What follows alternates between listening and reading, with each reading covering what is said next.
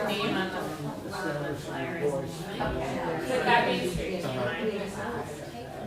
Do you feel like it's like Because I was there, so if you were like, I no, don't you know. want to have No, different. I don't care. Okay, then let's just stick with alphabetical. One day this and one Name's day kind of like a that. kindergarten. Yeah. And then, okay, one question.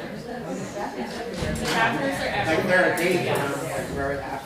Oh, absolutely. And I want to write about that. And then other days when There's I'm a mic up there, whether we think we're needed or not. It's a like rock star mic, like you have to hold it down. I don't know. What do you think? Does it have like an on-off? Yeah. So we could just see how. See each person that you pull down the floor.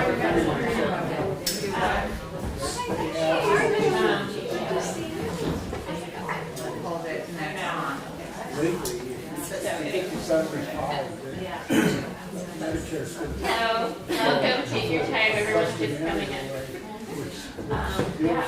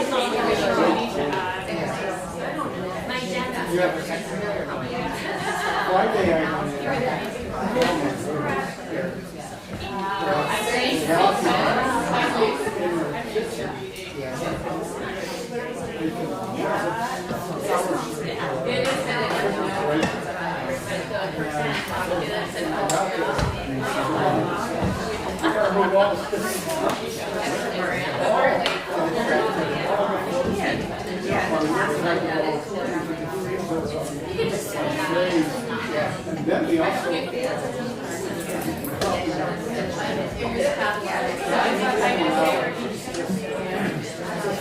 very positive. And I did There's a trash for years.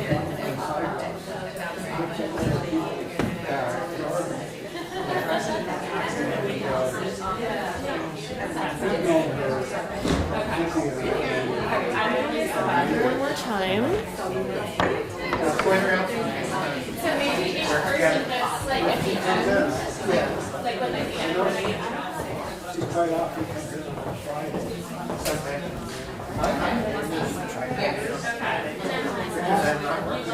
Okay, so we're just before, I Well, will do the agenda, and then I'll also I have to sleep Friday. bring it back. I think you just say hi or whatever, but I didn't. Yeah. Okay, welcome. Hi. That's an occasion. If you go down the side street.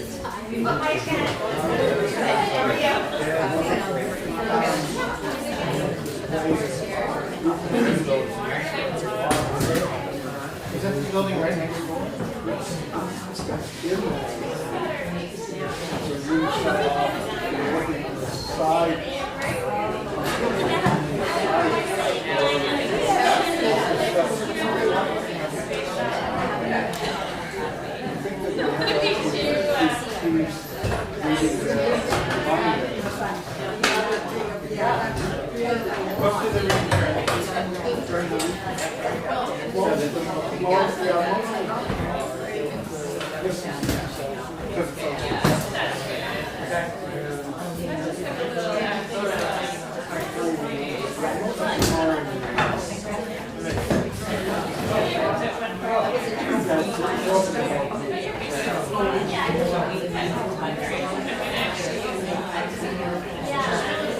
So after a while, it starts to become like a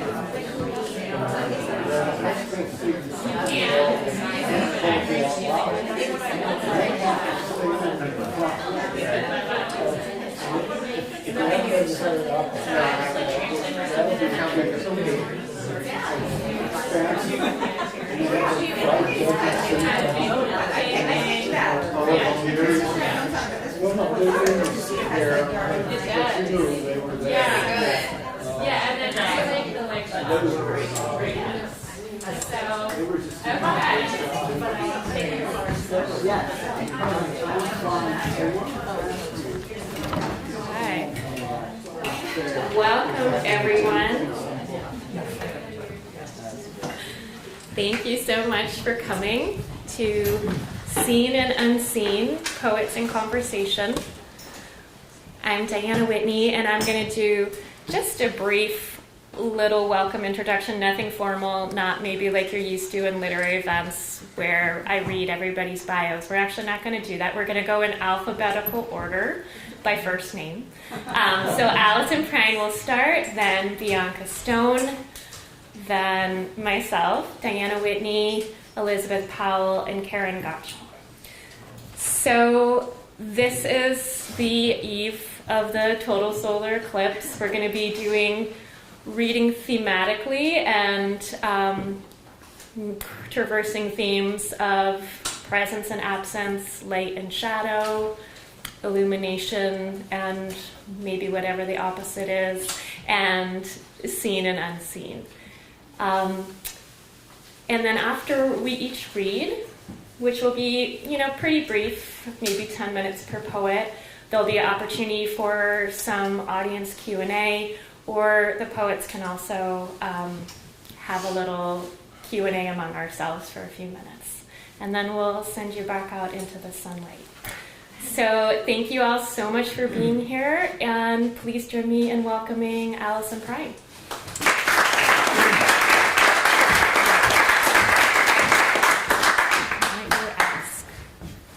Hi, I'm really bad with microphones. Is this working? Yep.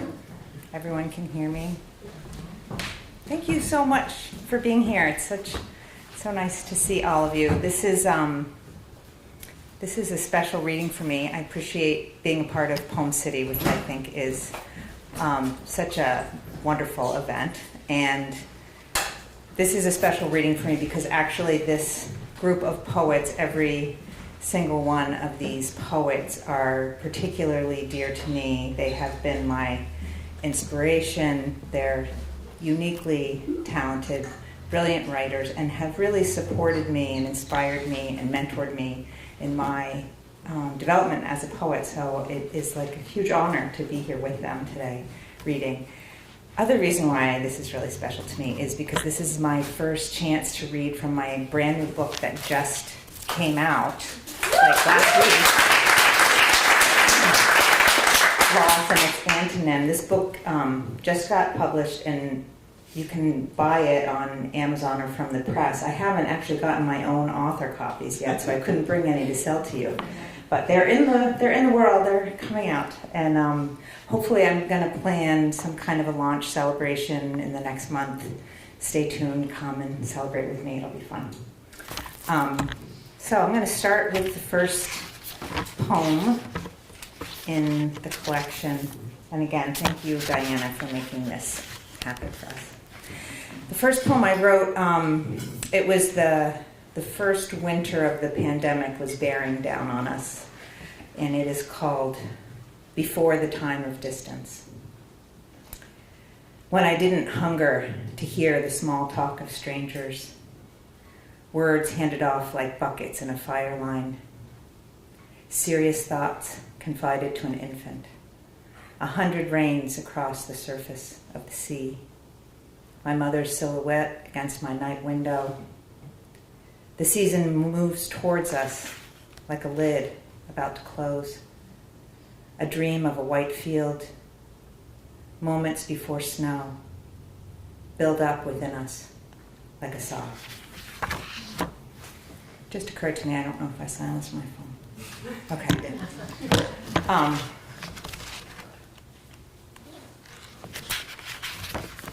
Portrait of the mother I don't remember. Her brother told me she looked like a movie star, so that's how she tends to move. Slow dancing with my father on a night thick with honeysuckle under flickering stars. Not long after she died, her mother tucked me into bed in her South Side apartment and sang me a song so sad I forgot how to sleep. The images slowly sway between there and forgetting. All the bits collected from the cutting room floor. Smell of developer, stop bath, fixer. Grain of the images rough as salt. In the end, every portrait is about light, where and how you find it falling. Somewhere in a white room, there is an old notebook with a portrait of my face I sketched with a soft pencil. So many years ago, it looks like someone who could be my daughter, only no one could.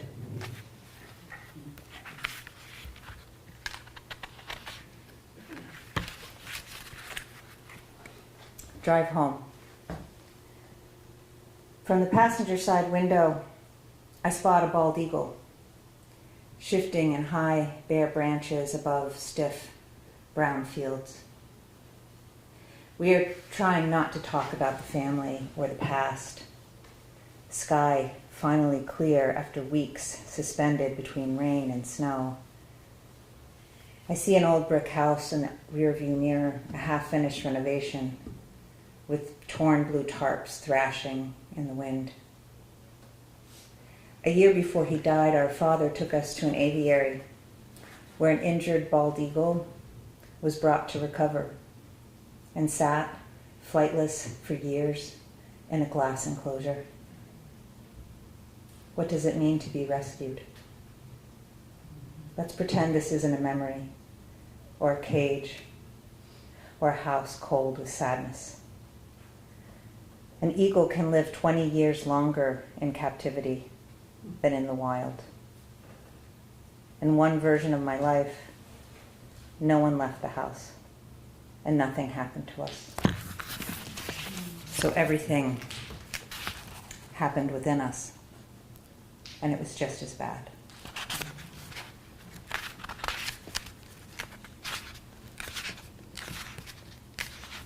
Is this okay with the microphone? Okay. Hush. Walking home that day, I pressed my face into deep, fresh snow, piled high on a pine bough, so I could see the print of myself asleep. I met her at my house. Down in the basement, I put a record on. I lay beside her on the floor. I touched her hair. There, in the contours and shadow, we recognized each other. Our bones nearly grown. She closed the door. The taste of cherry chapstick, the clutch, the release. Upstairs, my stepmother's wooden sandals clicked across the kitchen floor. The dryer buzzed, then stopped. The music uncoiled and filled in. Everything worth doing is worth being terrified by. In the static silence, she reached out and dropped the needle to the groove. That became the refrain we couldn't turn away from. The threshold and the decade and the nameless thing we'd done.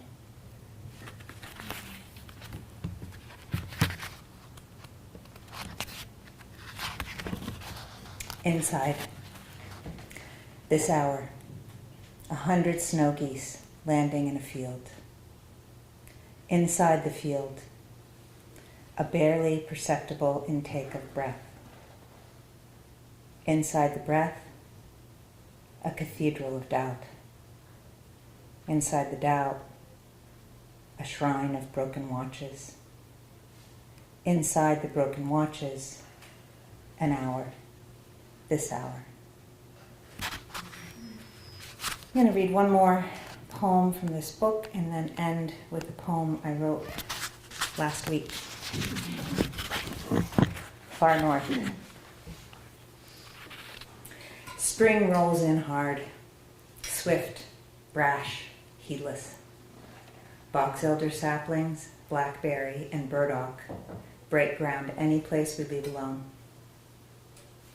A dozen dark purple tulips sprang up by the front steps. Did we plant them? Another gesture I can't remember. What I conceived, things I once said with such conviction.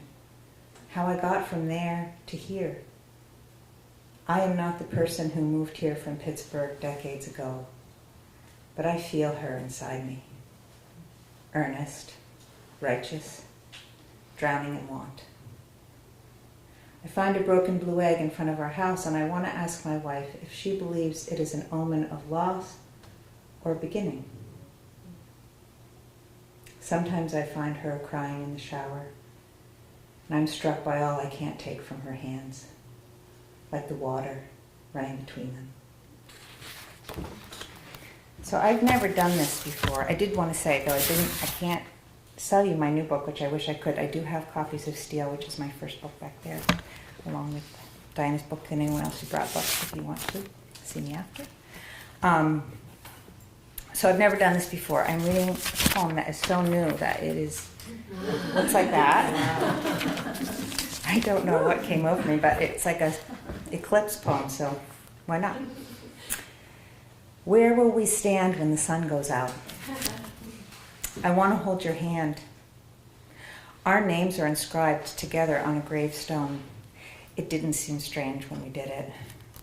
Let's stand in that cemetery and listen for the birds to silence.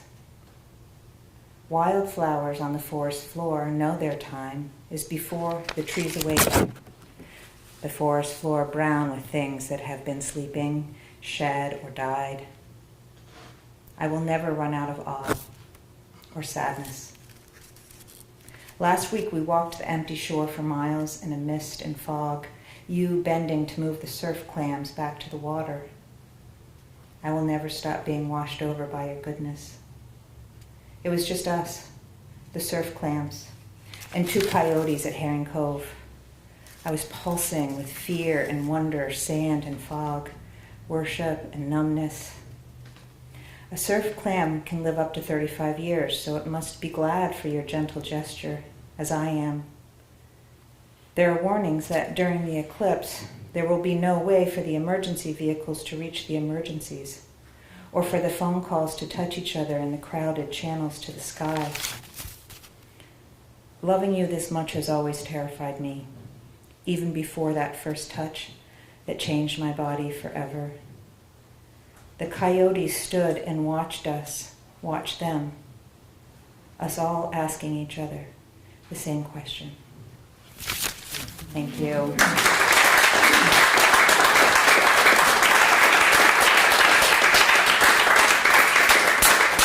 Welcome. If you guys need a chair, you can grab one from back there if there aren't seats, I can't tell. And I want to welcome the amazing Bianca Stone to read next.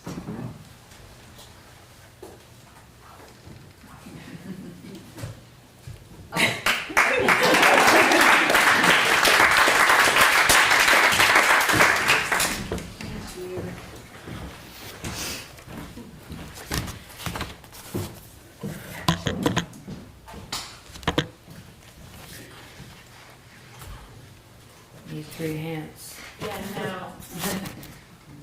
What's this little mic?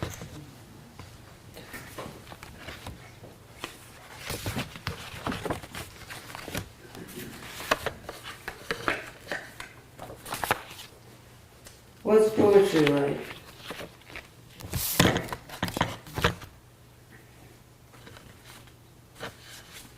That's rhetorical.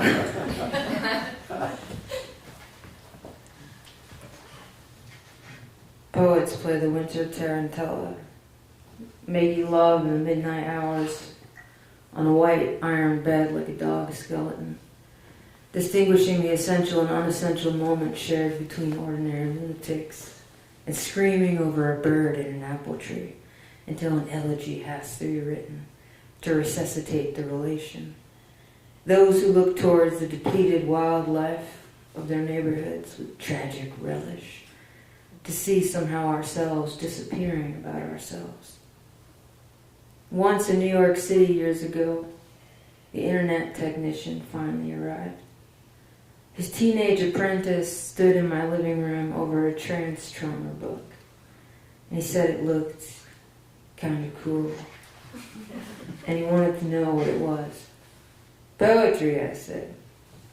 What's poetry like? He asked.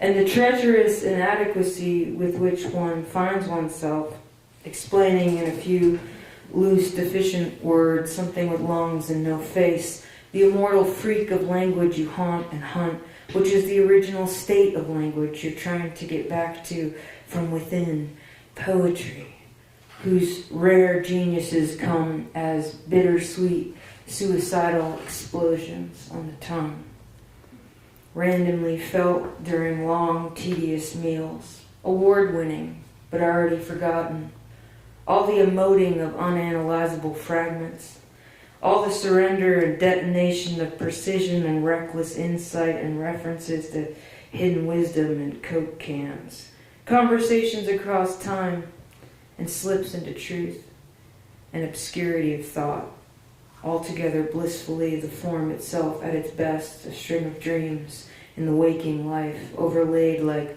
unobserved clothing, the words that sing stillness, the silence craved by perpetual auctioneers, that which is not the tale of an event, but itself an event. You know what? Just take the book, I said, pushing it into its hands. Thanks, he said, and took it away, grinning a little. But later, with snow in my head and a thunder in my right eyelid, I was worried, as I was so dangerously then, about dark yet unspoken things. It frightened me, that shiny black and white book, wafting around New York City in the back of a Time Warner cable van, waiting to be opened, waiting to torment him, thinking of it changing his life.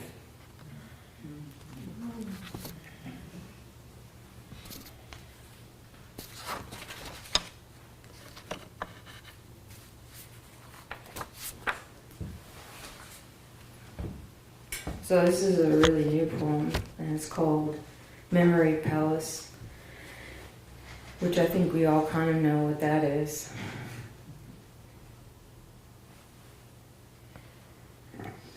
Memory Palace. Every memory palace should have a wet basement with frozen pipes and mouse bones.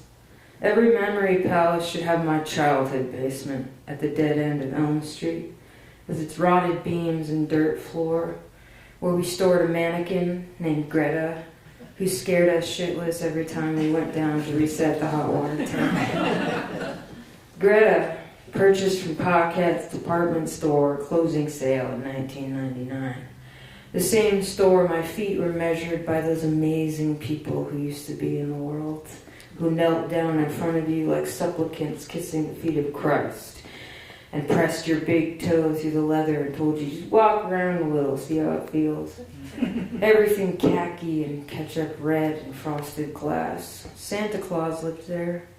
at the top of the staircase, and I sat on him, suddenly aware of how grubby my winter coat was and how crooked my gaze. And Greta watched, flawless in her prime, from her corner, in the newest sweater and pantyhose and pencil skirt, not knowing that later she would be purchased by us for $40. Not knowing she would end up on the floor, naked, dismembered, her boobs bared for no one but the spiders and the plumbers, her arm lying beside her and her hand with 3 missing fingers that were kicking around somewhere upstairs.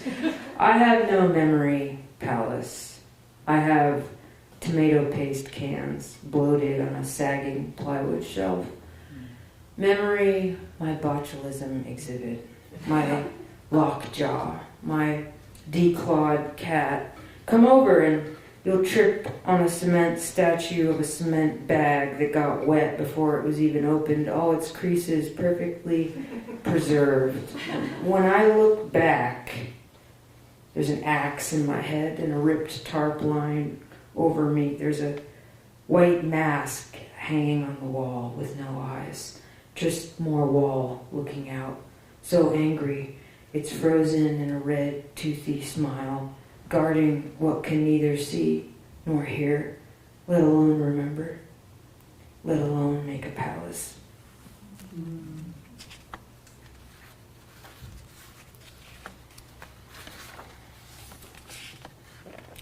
I did this 7, 8, 9, 10. I wonder if you could wear that little thing, little mic on your It's too late now. Does it sound bad? No, it sounds great. That I was was- for the filmer. Oh, okay. It's a different Oh, mic. okay. Yeah, it's not. It's not gonna work. Because I was just trying to give you another hand, free hand. This is You're working it. something's happening. Yeah, I'm gonna read this one last, and I guess I'll read this one. Yeah, because I wrote this one after I was supposed to give a reading in Montpelier, and there was a snowstorm, and we postponed it till the next week, and there was another snowstorm. I came anyway, but in between I read this poem, and thank God. It's called Old Bio in Snow.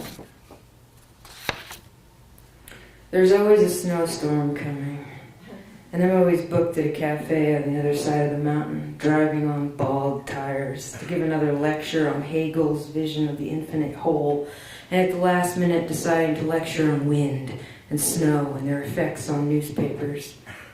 No, wait, this lecture was about repeating the past. There is always a snowstorm coming, and I'm always booked at a cafe on the other side of the mountain, and I'm driving in the dark, and I am insanely happy, weaving along the winding cliffs, careening down the other side of the summit in a little blue car, parking, sliding a quarter and a meter, and bouncing off my manila folders under my arm, my garbandine overcoat flapping open like a hospital gown to give lectures on vision and snow and repeating the past. And if they introduce me with an old bio, so be it. There's no need to mention the latest gummy linguistic situation in words, or my recent award for laying on the rug and staring at the lacy, vacant spider webs in the petticoats of a glass cupboard. No, forget the laurels. What matters tonight is time and blizzards and saving on your next purchase with a coupon from your unconscious. Now, snow. That form of water which haunts. It follows you indoors in obedience to air until it feels fire, then it looks for a place to lay down with fire, only to elope with the earth and move slowly to the sea. I just thought I knew something, and light was pouring through me onto the floor. But everything shifts one moment to the next and leaves its dark stain where it was. I remember something, then panic sets in. A metaphor no longer holds like it used to. I master no single existence in the past, yet here I am, with my name and my mutant face. It's not real, they say, the past, that is. Even if an ember is burning holes clean through. Cherries dropped from the tips of cigarettes, fallen many, many years ago. Back before they put phones in pockets, and people wrote numbers all over the stairwells. And no one stopped reading a book to take a picture of one of its pages. Ridiculous. Instead, there were long, uninterrupted hours of reading and smoking and talking and crying, and your own eyes wept for trivial things as they do now, though looking back, you're not even sure who was weeping and who was watching the weeping. Time is also about waiting for an almost imperceptible change in a single tear. A mother's textured silence. The disturbed neighborhood kids coming together in the woods to echo their own households. It's never really about the why in crying, is it? I mean, in terms of narrative, it just comes, resembling meaning, like an old bio, resembling snow, and holding in your mind the object of a spruce tree at whose base a kitten is buried wrapped in a tea towel.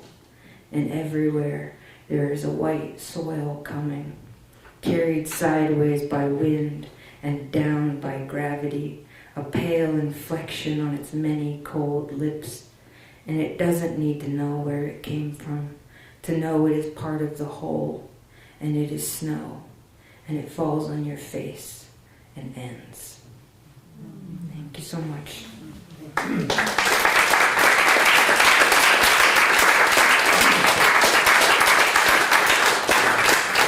I think Diana Whitney herself is up next.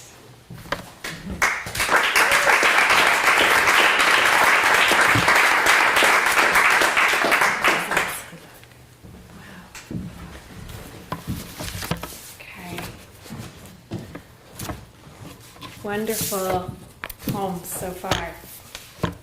I see the three-hand situation. Just give me a minute. Okay. So I actually do have an eclipse poem, not a solar eclipse poem, but a lunar eclipse poem, because that's the only eclipse I've actually seen as a total lunar eclipse. And it happened a long time ago, in the 1990s. And I saw it from London, and we were young, and we threw a party for the eclipse. And afterwards, I think we used to do a lot of throwing parties so we could write poems about them. But this is called Blood Orange. The night the moon turned to rest, we opened all our doors, brought strangers to our kitchen, and danced in sheer dresses.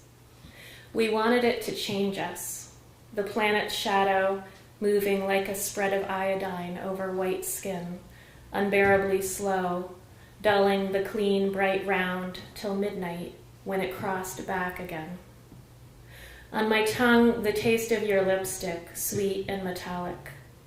You made me so beautiful I couldn't speak all night, and stayed close to the glass so the moon could touch me, my cheeks cool and matte with powder, my face a pearl in the strange light. I couldn't look at you when you did it, when your hand drew my mouth and widened my eyes, black coal on the lash line, scarlet-filled lips. In the morning, his kisses flowered on your neck like plums, a little blood coaxed to the surface in whorls, delicate as fingerprints, startling as scars. Dazed and unclean, we drank tea in the noon light, and you lay on the grass while I peeled an orange, digging under the hard rind piece by piece until the fruit was bare in its soft skin. My fingers opened the shock of crimson, bright and unreal in the white air. I put a section in my mouth and felt the color run everywhere. So I'm going to read a few poems from my book, Dark Beds, which came out in October. And like Allison said, there is a little book table back there. Hopefully all the poets will have maybe a book or two. If you're interested, see us afterwards.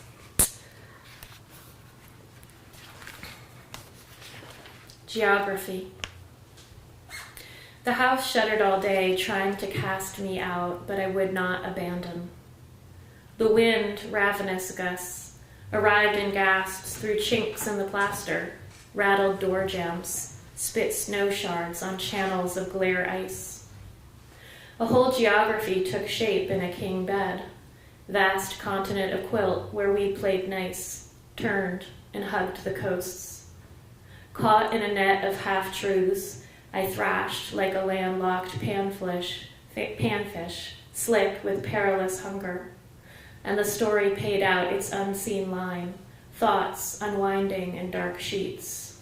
Phantom lover like a barb in the gills, rasping, ruin me, take me, sink me in the water again.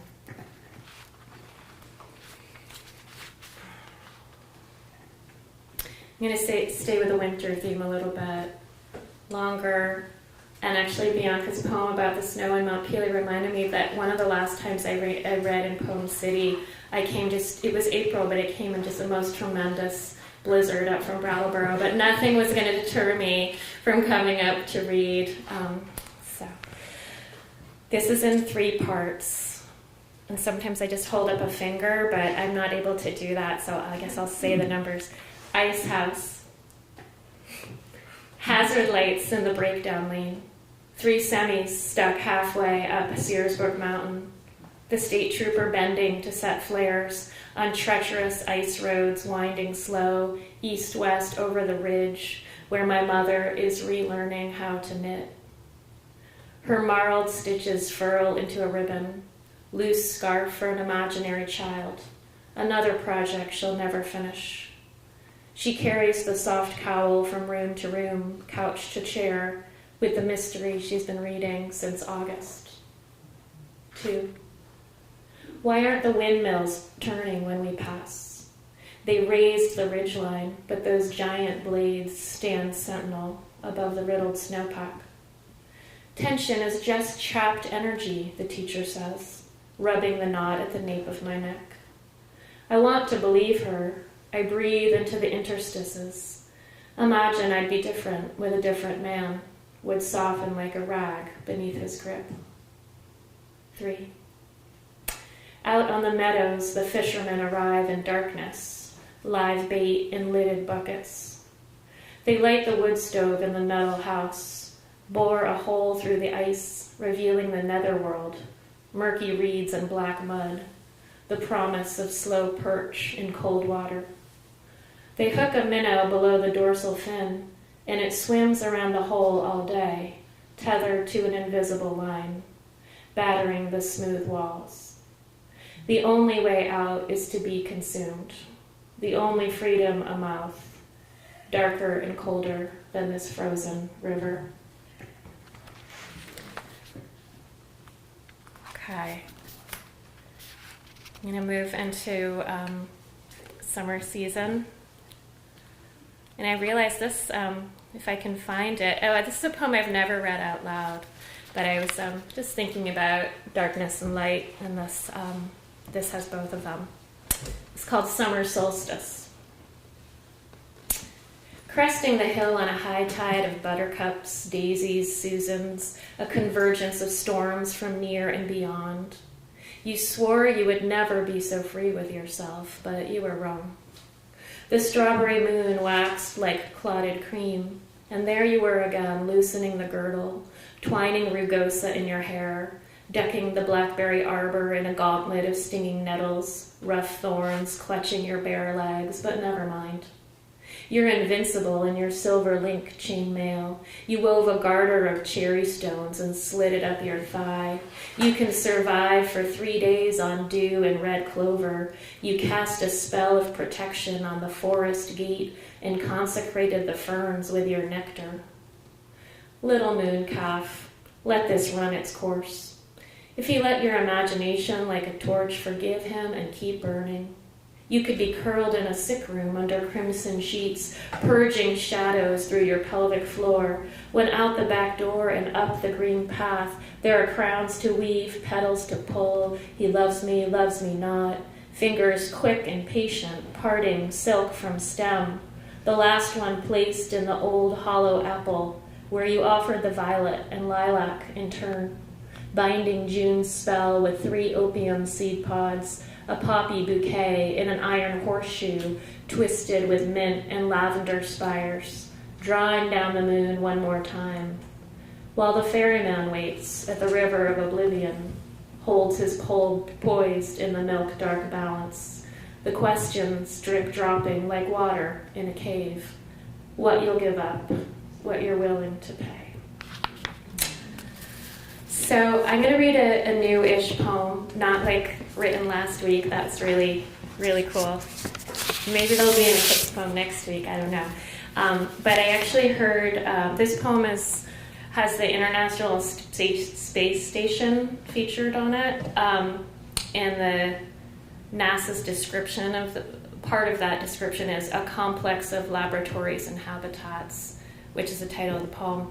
And I just heard a NASA flight engineer talking about the eclipse and how they have to, when they're sending things up to the space station or sending things up to land on the moon, they have to take into account eclipses and, the lunar pathways when they're making these calculations. And I thought that was cool. So here we are. Actually, it takes place right in mud season. A complex of laboratories and habitats. The dirty iceberg by the back door won't melt until April, but today sugaring season is over. No more clear, cold sap drunk straight from the bucket, elixir flowing like an alpine stream, my face pressed to the metal lip, the veins of spring open, the trees offering up their sweetness for days, weeks, the holding tanks full of it, as you boiled at night by headlamp and starshine, as the space station arced above us, burning like a meteor, orbiting Earth at 7 kilometers per second, 15 sunrises per day. Were the astronauts up there floating or sleeping, running on treadmills, or eating silver packets of space ice cream? Did they dream of us below, standing by the boil, wreathed in wood smoke and maple steam? We are specks on a blue-green planet. March was cold and sweet and brutal. Then it turned. Sudden heat. I gather sap bare-armed in a cotton tee, haul the wagon through boggy mud ruts. In the pails, a scattering of drowned ants and beetles. The last sap is cloudy and oily, some yellow as piss. It's not like love or childhood. When it's over, you'll know it's over. Thank you so much.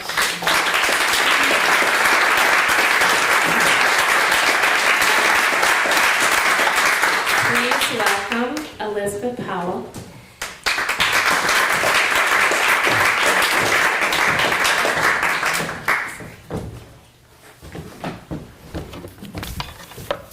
Hello, everyone. Thanks for coming. It's really nice to be with you all and with all my friends and poets. And so I'm going to read some new poems about, I would say, the divine feminine and the liminal space between the divine feminine, or another way of thinking about that might be Mary or Eve as mother of the living, and sort of what the yin yang, what the or the serpent's tail, what the divine feminine is becoming. And it's based on an article I read in the BBC. It's called The Plastic Bag Lamb Womb. The plastic bio-bag womb is a mixture of warm water, salts, a homemade amniotic fluid to support the Lilliputian-sized lamb. Inhaled, swallowed, stewed in the womb, this fluid is flushed through the bag each day, a continuous, fresh supply of moonshine. The lambs begin to develop lungs. The heart pumps used blood to the placenta machine, replenishing the tiny, lammy body once again. The lambkins open their meek eyes, grow a woolly coat, scent glands in their faces, appear comfortable living. in their nouveau polyethylene homes.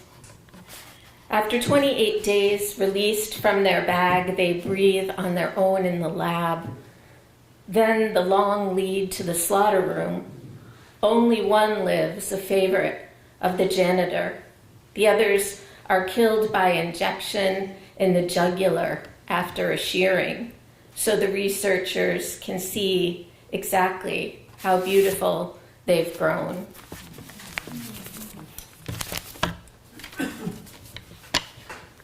Here's a poem I wrote for my grandmother about the holiday known as the birthday of the trees. On the 4th year after planting, do we eat the fruit? Today we remember why. Is it that we too are trees in the field emerging from winter sleep about to bloom? Bright star of apple blossom, a memory in my pupils' cascade of pink-white. In this bright kitchen where I have loved my children, feeding them double cream and cherries, cooking spring lamb with figs, fresh peas, and mint. On this day, I give thanks for the years in each ring of the tree as they put on their leaves. So I put on my ghost grandmother's coat. I have and hold her blue-veined hands now.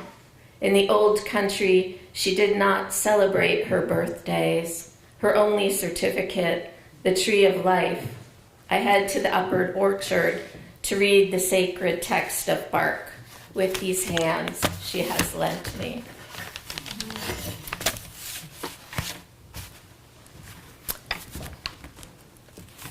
This is the title poem of my new manuscript. It's called Too Late to Stop Now.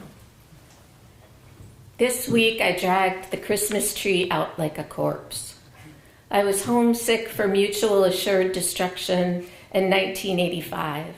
Love was a meeting of solitudes, the thin tissue around ornaments, and in the neonatal unit saving junk-sick babies. I drank oolong tea in bed, read DeLillo, had a neck ache. Let the words of my mouth and the meditations of my heart. I rocked some preemie babies, made new cells, a couple of poems. And in the hospital, lymph nodes, margins, 10 inches of snow. I didn't take anything personally except when I did. My neighbors, telemark skiing, bonfiring their vanities, and lost numbers, words, minutes, space, knitting needles, life. There was still a God, and the maple apple bundt cake went stale. I realized everyone was my dead mother acting in a Beckett play. I accepted this week all previous weeks had prepared me for, with its nervous dirges and the Tibetan Book of the Dead. I was still this Elizabeth and the soul who claimed this Elizabeth. This week, love in my pantry, on my doorstep, on my tongue. The ice caps kept melting. A terrible sun. And I'll read one more. It's a series of poems based on clouds. And the clouds, it's based on an Indian epic poem where the clouds are sent across the mountains to deliver a message to the beloved. But in my book, the clouds are sent with messages sent by me as a child to me in the future, and vice versa. Cloud song. Why don't you open the red gingham curtains now? It's morning again. Get your hiking boots laced. Coffee percolates the scent of your homemade life. You can surrender yourself to your mistakes. I'll be your witness. Isn't that why you sent me from your childhood sky across time and space? I set sail on the sky over the Catskills, over the Green Mountains, traveling out to go in, the trail map left by those who came before. Each blazed blue marker painted on a tree where the root turns toward the summit is where you can leave a mistake behind. Go upward over the ridge of falling stones. The closer you get to the peak, your mistakes will sink into the carrion and moss and make you stronger and more mystic. Why do you think I merely hide the presence of God? You can be yourself in any tense you like when you lie in the grass and look at the sky. Youth's mistakes like wine that ages well, makes blessings out of fermentations. Don't ignore storm signs. The more you become the moon, the more responsible you are for moving the tides. Pay attention to the magnetic force that is your compass. That's how you will find your direction.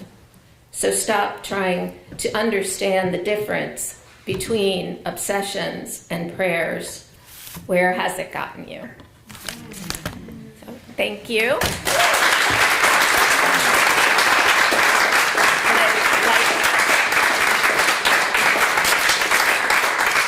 And I'd love to introduce my friend Karen Gottschall.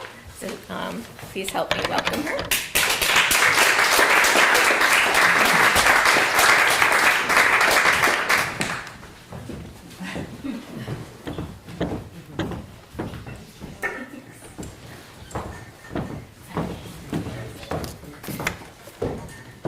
Oh, I know I'm going to have a problem with this, but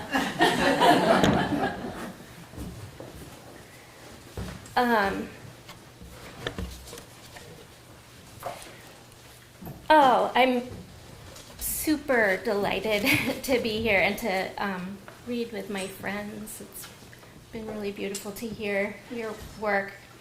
Okay, I'm getting the signal here that can people in the back hear me? Everybody can hear me? Okay. And I want to thank Diana for wrangling us. I know sometimes I'm especially hard to wrangle, so I really appreciate your efforts in putting this together.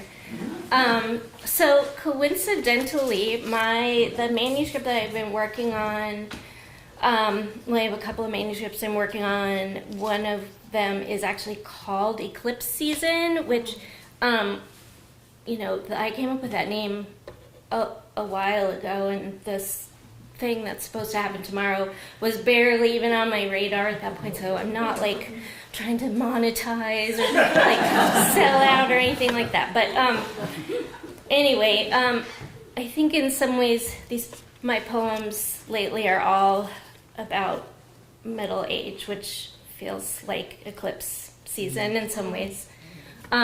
So this is the title poem, Eclipse Season. Clouds darken and spoil over the hills. Then crabapple petals come down with the rain. In the house where the glass blower lived, in the field beyond the radio tower, horseshoes and ashes. I once stood at the curve of that road, eyes adjusting to darkness to witness the comet, a controlled burn. When she was dying, a guitar kept her warm. Music is time expressed through human bones. Animals look into our faces and are gone. I hold my breath and begin again. And this one's called Orbit.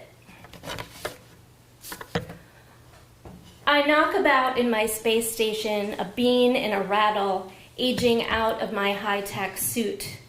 There's no way to know what transpires on Earth now that the dials have frozen.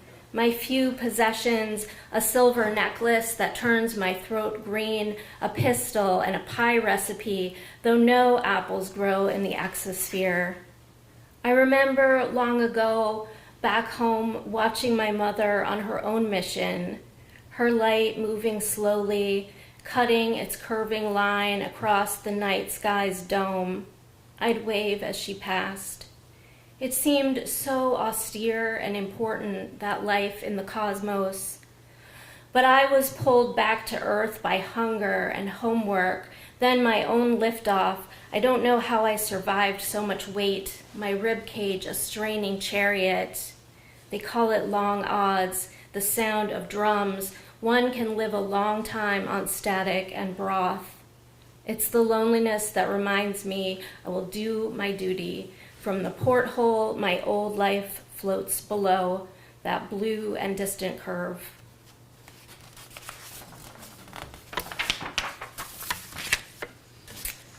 This one's called Survival. When the blizzard deepened its wedge against my door, the Wi-Fi went down and the plow didn't come. The Norway pines bent low around the house and told me it's okay if you disappear. I slept most of the morning, then made coffee on the stove. I've always just wanted to know how to live with myself. I think this is a common problem. I hadn't quite made up my mind, but I thought I should at least shovel a path to the woodpile. Lately, there's this owl comes around, and it floated down, silent and quizzical as I stood in the cold. The pines were quiet, and the owl just watched, wondering how I'd manage my survival. Some days I don't want to be responsible for one single thing. The snow was deep but light. I remembered as I cleared the way to the shed how when my mother was dying, she made up country songs to give the nurses a laugh. And later, when it got so bad, I told her she could go. I know I was doing my best. I said, "It's okay if you just stop now." And she did. The 12th century. I left myself asleep in a hotel room in Montreal, a spacecraft bound for the edge of the galaxy. Grainy film with burnt-out frames, the taste of the monkey bars in 3rd grade. A feeling that everything good was denied you except what you were able to hold so quietly it was almost a form of theft. The house across the street is all lit up at midnight, a shipping container, the raw material of plastic dolls, laws of dress, laws of acceptable speech. How many eyelashes awash in the ocean? Climbing into a cabinet to rest, climbing into the 12th century between convent walls, the river is a girl playing solitaire, blue ink on her sleeve.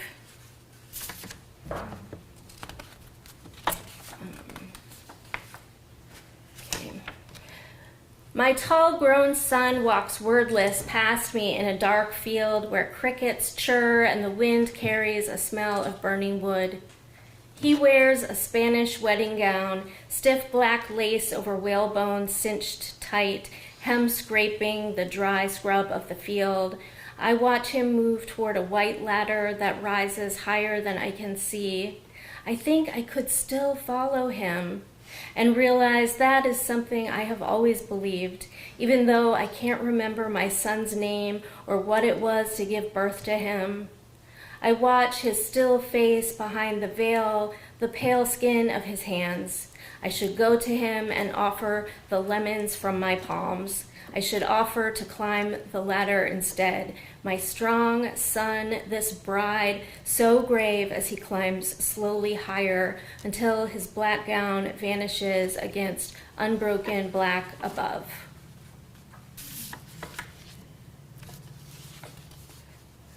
This one's called The Stones. An hour or so along the railroad tracks, chicory and Queen Anne's lace, I come home with a tick on my knee. Who decided on the sound of the dial tone? When was the last time you heard it? Time isn't spent like pennies. It is the fountain pennies are thrown into. The neighbor's motion detector goes off when the fox walks across the lawn. Last thing I remember before I died was dropping a needle with a hiss onto the spinning black disc of my mother's favorite Stones album. I feel like I've been reading forever. Trying to. You have it. Okay. The vanishing point. Was I really born of my own bold mother, all ferocity and diving underwater? I stood shivering on the dock while she crossed the lake. I watched her strong tan arms, and 4 decades passed before she remembered to return. No, she was back by sunset, and then she put her mind to other things. I put my own mind to nights of childhood so dark My body threatened to dissolve into deepest sleep, the damp thumbprint of the summer solstice. I've always been old. It's a trick I learned to keep from aging. How could I trust such depths and currents? From where I stood, she seemed to slip in all her youth and energy below the horizon's curve. If I had 100 daughters to swim away from, I still would never be that young. Let's see. I'll skip that one. Okay. 2 more. The last ice age. I have a habit of withdrawing into the Pleistocene epoch. I empty all my language into the fire, and my skull grows large with silence. At night, I fall into the sky. I take a dog to bed and sleep until we both need meat. The stars tell me nothing I do not need to know. Everyone I've ever loved has been keen with hunger. Everyone I've lost has been buried with their bone beads, and there is no need to visit their graves. I am on the wide plain with the running horses. My body is a simple instrument for the wind to play. And this one's called The Lake. I row my small boat through the shallows. The universe ends where fog begins on the rocky bank. Nothing exists except one crow rattling above the outcrop. In all my time on earth, I have learned one word. My mouth holds it like a coin. Almost soundless, water ripples where my oar dips, pulling the scent of copper from the lake. Eddies open in the wake, all I cannot say. My arms pulse with the weight of it. Thank you.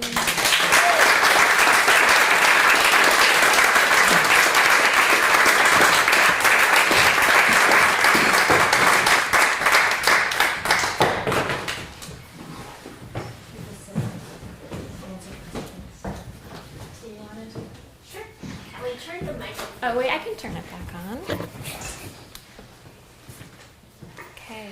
Wow, amazing poems. I love that we ended with eclipse season. It's really like that your book happens to be our theme. So we could do some audience Q&A. The poets could come and sit on the edge of the thing, but there's also no pressure if you just want to either slip out the back or let us ask questions or results. Scott, Just a round of applause for all of you.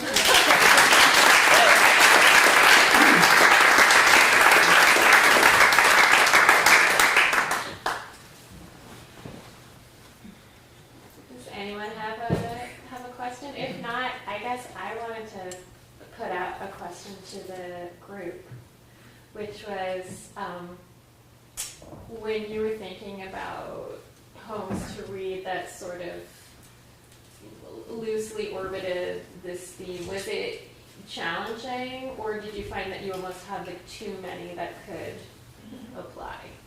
And yeah, anyone who wanted to. Can you guys hear okay without the mic? Yeah. Oh, good. Should I just turn it off? Yeah. I like literally felt like every single poem I wrote, I've ever written, would fit into that seen and unseen. I mean, I feel like it was very easy. Yeah. It was not hard.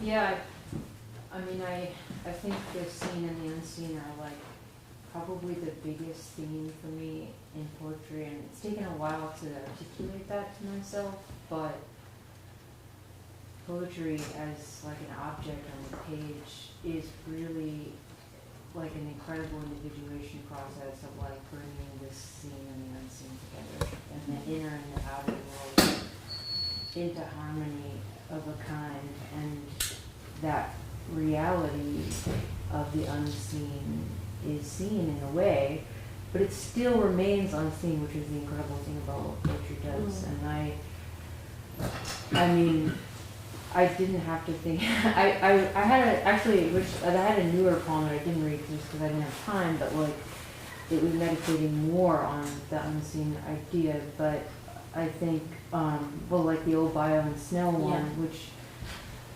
is about a lot of things, but I think the idea of the whole with a W, right, that is bringing into harmony.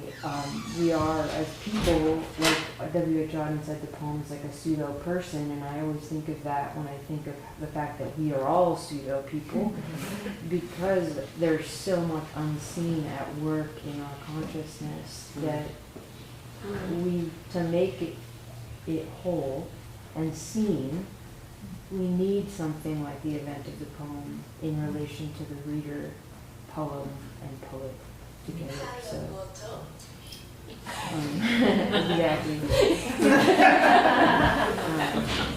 Yeah. So I love the theme. Yeah. And I love We how kind of easy just, it was. everybody Yeah. just pulled together some ideas for the theme. I think that was maybe before we knew that we had one poet who was actually writing a book on the, I mean, I'm actually interested in when your eclipse season, you can answer the question too, but like when your eclipse season project took shape for you. Oh, well, it's a manuscript that's had about 20 different names over the course of its lifespan. And that's where I kind of landed now with it, and it's kind of stuck. I don't know, it was probably, I think probably Allison, do you remember? Allison's my, like the person I text and I'm like, what about this? Like, I don't know, it's probably been a year or so. And it wasn't really, I guess I knew that this was on the horizon. Like I've got a friend who's been obsessing about this eclipse for like 3 years or something, so it was like in my mind, but yeah, just kind of, I don't know. So when you were choosing poems like around the theme, was it hard to also like winnow down which ones to read? No, because I really do think like when I think the title for me is representative of midlife, which is like where I am and feel like I've been forever. And I love that me one, too. that you've always been old to Yeah. avoid getting old. Aging. Yeah. That's brilliant. Yeah, I like that. Thank Sorry. No, that's okay. Yeah, so I think since like my poems kind of are on, I mean, they feel very concerned with that, with, you know, the weirdnesses of midlife and loss and everything that comes along with that. So it felt like, I mean, I just pulled out a bunch of poems that seemed like a good variety. I mean, I have never thought, I've been thinking a lot both about midlife and about the eclipse season because it's just everywhere, but I haven't thought of them together until hearing that. I'm really enjoying that. I see the question about how you chose what to read. Pardon? Like the original question about.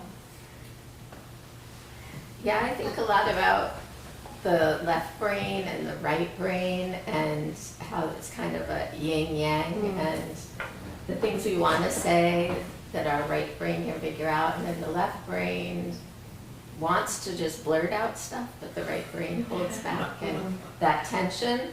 And I'm really interested in that tension because it just feels like I keep hearing everywhere people say they can't say what they really think. So what does that mean? Spiritually, when people have to not say what they think or lie to exist. And so I'm interested in that tension, I think. Yeah. The things we know and the things we don't know that we don't know. And I feel like I've kind of snowboarded over middle age. I've become a grandmother recently, and it's like a friend of mine said, "Oh, 60 is really nice," and I have to like agree. Like it's okay if there are no answers and there is the silence, but to be free to speak some sort of human or spiritual truth, and that can always change and nothing's black and white. And so, I don't know, I keep saying to my husband, Hans, like, what's up with the eclipse? Why should we care? Like, I understand it, it's the natural world and it's metaphoric and everything. I just am having a lot of trouble dragging myself to witness it. It's like, feels like a forced witness, so therefore maybe it doesn't need me. I don't know. But I'm sure it's going to be very beautiful, and I'm worried about my dog, weirdly, and my grandbaby, like, should they go outside? I'm really glad that you organized this. It was so nice to read with all I of you. mean, I just wanted to do something for PoemCity, and literally the only time available was like the day before the eclipse.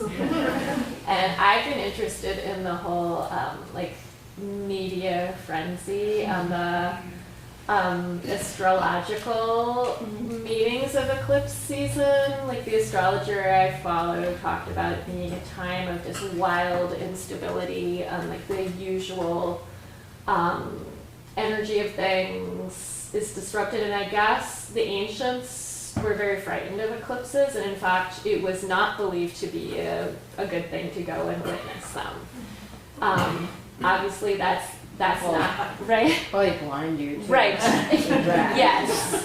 Probably wasn't a good thing then. No. So there's that, but I think there's like some battle that might have happened centuries ago, like a Chinese. If there's a story, and please correct me because I'm speaking really broadly, but where an eclipse happened and there was, anything that was tragic or violent was blamed on this. So I've been thinking sort of metaphorically, and so the astrologer I follow is like, it's best to just stay in bed and not like go out into the eclipse. Which, I thought was interesting, but in terms of the wild instability, I've been watching the media talk about, the traffic, and even the librarian at PoemCity was like, maybe you won't be able to even get into Montpelier for the poetry reading, but here we all are. And then I was thinking, when you talked about divine feminine, how there is something interesting if you're going to think about the luminaries of the sun and the moon, traditionally feminine or emotional, basically blocking out the sun, which is more like the light, the day world and the rational, and that being really frightening for our world of rationality and patriarchy and all of that. So I was wondering if that was why there were all these dire predictions about running out of gas and no cell service. If it was something about some darkness occurring in the middle of the afternoon, and what are the animals? I've been wondering about my dog too. What do you do? I haven't been worrying about my dogs, and now what is the concern? It was more that I've been hearing, and I'm going to let Liz talk about her dog, just that the animals are going to be very sensitive to this period of totality, and that I don't know what like the day animals are supposed to do, but supposedly the night animals may start calling. So I don't know what you're thinking about for a dog. That's so badass, though. Right. Yes. Right. I want the night animals to start calling. Me too. I think there's something really. I feel like there's all this good energy. I feel excited about it. I feel like there's a binary, of course, in the sun and the moon, and the feminine and the masculine, and all the symbolism behind each one, and then they're coming together at once, and that's a really powerful, even just symbolically powerful, but it's something we can witness and look at, and I keep thinking about it. I didn't read the article because I just didn't, but it was like, sun has consciousness, and everyone was like retweeting it, and making jokes about it, and all the poets were like, yeah, you know. I mean, they should be like, yeah, okay. But I keep thinking about that, and I keep thinking about the, like, again, the unseen aspects of consciousness that are so manifest in our planets, and this is a real moment. So the uncertainty is really exciting. Yeah. But I feel like there's some great positivity in it because we are in like such a shift anyway in our culture and our world, and the weird weather and like the global warming and the locusts are coming, and I don't know, it's just like it's kind of exciting. This is the end and we'll be reborn. I also think it's exciting, just thinking about humans having an experience of wonder kind of all at the same time. Yeah. And like putting their phones down, because you actually can't. I know, fuck taking a picture of No. it, right? Just No, like, yes, you're not supposed to. I actually went to the eye doctor and they were selling like a special thing that you had to put over your phone camera if you want to take a picture Yeah. because you can't look. But it's through like, it. let the New York Times take Yes. a picture, you know? Like, No, let's just look at it. let's just put on our glasses and like it's like the line from your poem about people used to be able to read a book without stopping to take a picture of it. Yeah. Right? Like we're to actually bear witness in community, whether it's like your loved ones and your dog, or like there may be people like on the side of a highway like looking at the heavens, which is what I imagine like the ancients used to do before people could even read. Right. Was like tell stories in the sky and the constellations. Well, it's interesting to think about how we respond to things because of what we're told. Like information is great, but then sometimes it takes away from just experiencing it. So we're thinking about what it's going to look like, what the traffic's going to be, what the temperature. Yeah. It's like what if there's an interesting article in the Vermont Digger, I think, about a guy that's 104 who experienced it when he was 11, and and they asked him what was that like, and of course he's just like, well, we're just minding our own business.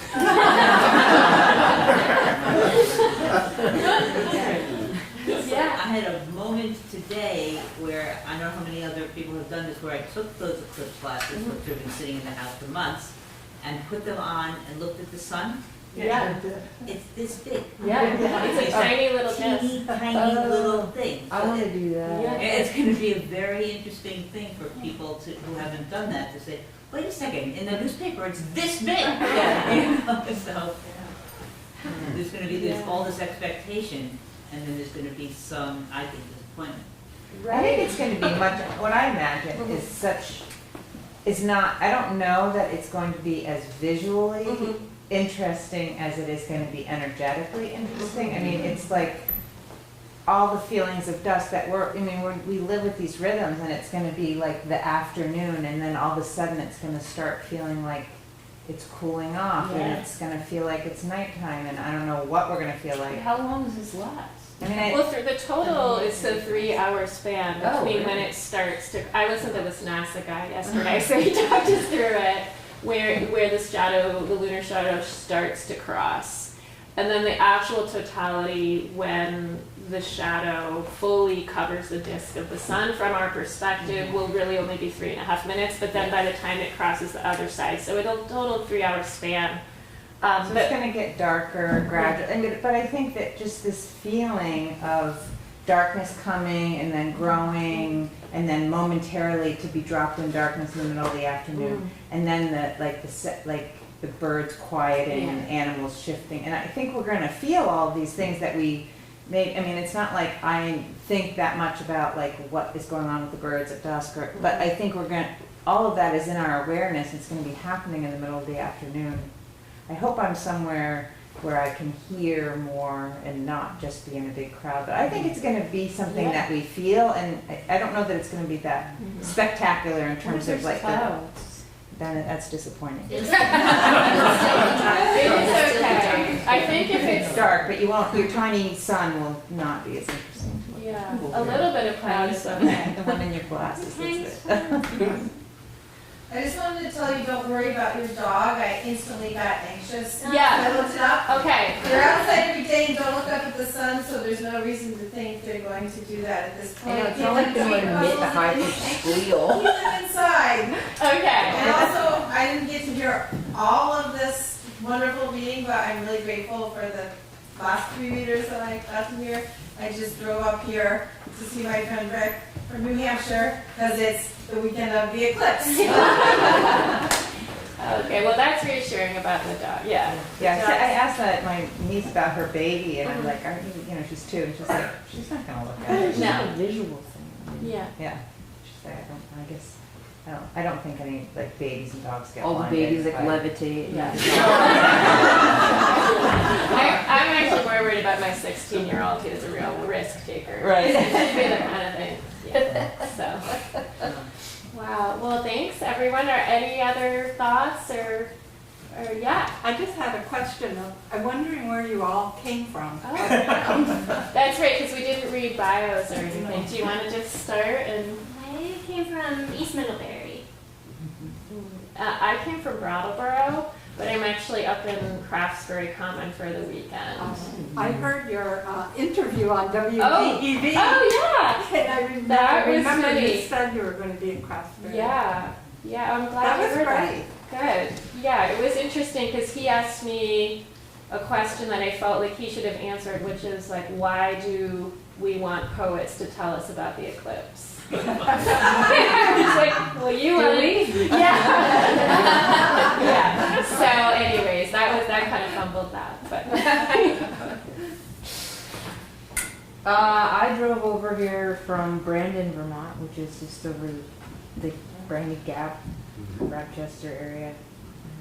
Was it nice not to have snow? Yeah, it was very sunny and beautiful, and there's lots of snow on the sides of the roads, but not on the road, so it's nice. And I grew up in Vermont and moved away for many years, and now I'm back.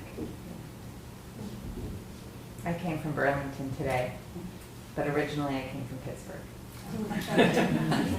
I came from Underhill. Who's that girl who left Pittsburgh? Yeah. Good. And just interesting, is everyone here from Vermont, or do people come from out of state?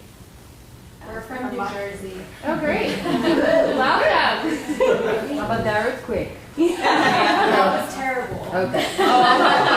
Nobody's going to see the earthquake. It fell to an eye. I've been doing a Michigan-Vermont thing for the last 7 years, but I was in Vermont for like 20. Nice. Yeah. And now you're going back and forth. Yeah, children, grandchildren. Yeah. Yeah. But here for PoemCity. Yeah, always. Always. Right. Good. Wow. There's some astrological concern because the earthquake was a magnitude 4.8 and Yeah. the eclipse is on 4.8, so. Oh. I hadn't heard that one.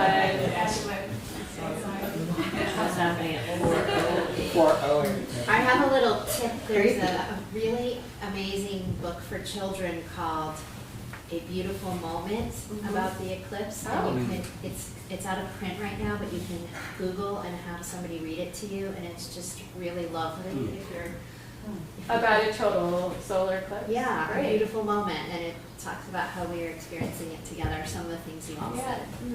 Great. Also, like, once upon a lifetime I was falling in love. Now I'm only falling apart. Yeah, the mic for karaoke. Nothing I can do. Total eclipse of the heart. I think we'll probably leave it there.